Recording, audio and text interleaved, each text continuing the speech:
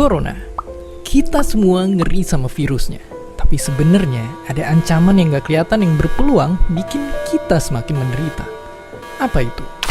Buat mulainya aja, satu dunia ternyata udah ngalamin resesi, alias kerugian ekonomi yang bisa jadi krisis parah.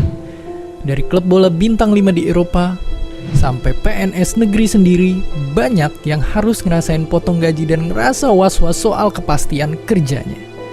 Lihat ke kiri kanan kita pun ribuan, bahkan jutaan orang jadi pengangguran sekarang. Nggak cuma buruh pabrik, tapi sampai insinyur, manajer, bahkan para CEO pun semua kehilangan pekerjaan. Dan nggak sampai di situ aja, perdagangan internasional pun juga sama. Pasokan barang dari berbagai negara terhambat atau bahkan emang nggak ada, dan bikin banyak industri pusing nggak karuan. Dan itu semua faktor pendorongnya adalah gara-gara Corona. Tapi intinya yang kemudian menjadi pertanyaan adalah, akankah ekonomi dunia bisa pulih kembali? Ataukah ekonomi dunia akan hancur di hadapan pandemi Corona? Mungkin fakta tadi semua bisa bikin kita pesimis ngelihat masa depan. Tapi ingat, lebih baik kita tahu pahitnya dan kita pelajari kebenaran daripada damai di bawah bayang-bayang tipuan. Intinya jawabannya bisa jadi begitu mengerikan karena sekarang pun ekonomi dunia udah mulai kena dampaknya. Lihat aja kondisi dunia sekarang, semua aktivitas lagi dibatesin tanpa tanggung-tanggung. Hasilnya, banyak negara nggak bisa ngejamin jalannya produksi.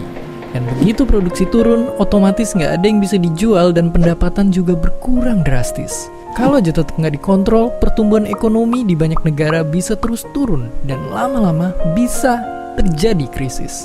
Tapi tunggu dulu, emangnya krisis ekonomi itu sebenarnya dampaknya bisa kayak apa sih untuk kehidupan kita? Jadi kita mesti mengerti walaupun udah hampir dipastikan krisis, pendapat para ahli soal bisa seberapa parah krisis ekonomi 2020 ini nyatanya masih berbeda-beda. Ada yang ngebandinginnya krisis sekarang mirip kayak krisis ekonomi 2008. Ada juga yang ngebandingin sekarang sama kayak krisis ekonomi paling parah dalam sejarah tahun 1929 atau dikenal sebagai The Great Depression. Buat yang belum tahu, contohnya tahun 1929 ini, ekonomi dunia itu hancur-hancuran banget. Tingkat pengangguran saking tingginya mencapai 25%. Itu artinya, ibarat kita ngunjungin tetangga sekitar, tiap ngelewatin 3 rumah, kita akan sampai ke keluarga pengangguran tanpa penghasilan, yang mungkin besoknya nggak tahu mau makan apa.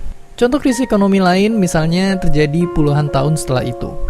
Asia dilanda krisis buruk di tahun 1997. Penyebabnya, dolar Amerika lagi sangat menguat dibandingin mata uang di Asia.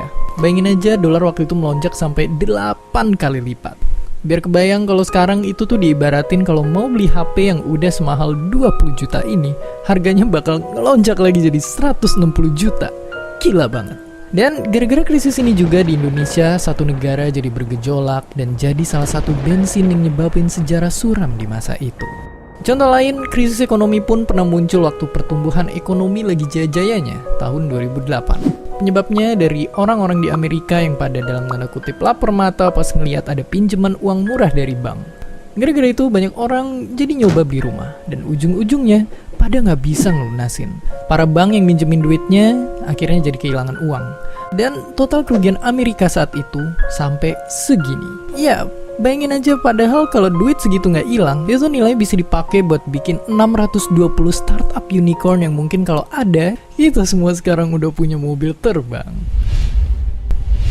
Tapi ya, layaknya sejarah yang terus mengulang dirinya, resesi alias turunnya pertumbuhan ekonomi kini sudah ada di depan mata lagi. Tapi kita semua masih bisa berharap biar penurunan ini nggak terjadi selama bertahun-tahun dan nggak cuma jadi resesi tapi jadi depresi ekonomi.